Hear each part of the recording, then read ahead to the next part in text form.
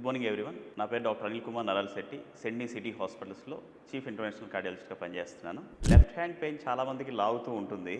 So అది సీరియస్సా కాదా? Suppose left hand pain అసలు ఎందుకు వస్తూ ఉంటుంది? రేడియేటింగ్ పెయిన్ అంటే ఏంటంటే భుజం నుంచి చేతి దాకా వేళ దాకా లాగుతూ ఉంటుందని చాలామంది కంప్లైంట్ చేస్తారు. సో దాని యొక్క కారణాలు ఈరోజు తెలుసుకుందాం. మెయిన్గా చాలామందిలో సర్వైకల్ స్పాండిలోసిస్ అంటాం. అంటే మెడ భాగంలో రెండు ఎముకల మధ్యలో ఉండే గుజ్జు తగ్గిపోవటం వల్ల, అది నరం గుచ్చుకోవటం వల్ల వచ్చే పెయిన్ స్పాండిలోసిస్ అంటాం. అది మెడ నుంచి భుజం భాగం నుంచి ఎడం చేతికి పాకుతూ ఉంటుంది. అలాగే కండరాల నొప్పి ఎక్కువగా వర్క్ చేసే వాళ్ళలోనూ, హెవీ వెయిట్స్ ఎత్తే వాళ్ళలోనూ ఒక్కోసారి భుజాల నొప్పి రావాలి. అలాగే గుండె ప్రాబ్లం ఉన్న వాళ్ళు కూడా గుండె నొప్పితో పాటు ఎడం చేతికి లాగే అవకాశం ఉంటుంది. అలాగే గ్యాస్ట్రైటిస్ పెయిన్ కూడా ఒక్కొక్కసారి ఎడం చేతికి లాగుతూ ఉంటుంది. అలాగే చాలా అరుదు కండిషన్స్లో లెఫ్ట్ హ్యాండ్లో బ్లడ్ సప్లై తగ్గిపోవటం వల్ల కూడా ఎడం చేతి నొప్పి వస్తుంటుంది. బట్ దీన్ని డిఫరెన్షియేట్ చేయడం ఎలాగా? జనరల్గా సర్వైకల్ స్పాండిలోసిస్ అయితే మనకి మెడ నొప్పి, ఎక్కువ పడుకున్నప్పుడు కానీ, అటు తిరిగినప్పుడు కానీ, ఆక్వర్డ్ పొజిషన్లో కూర్చున్నప్పుడు కానీ పెయిన్ మనకి అగ్రవేట్ అవుతూ ఉంటుంది. అలాగే హెడ్ పొజిషన్స్లో కూడా యాక్టివేట్ అవుతూ ఉంటుంది. అలాగే గ్యాస్ట్రైటిస్ పెయిన్ అయితే కనుక జనరల్గా మనకి తేపులు లాంటివి రావటం, మంట లాంటివి రావటం ఇలాంటివి ఉంటూ ఉంటాయి. అదే హార్ట్ పెయిన్లో అయితే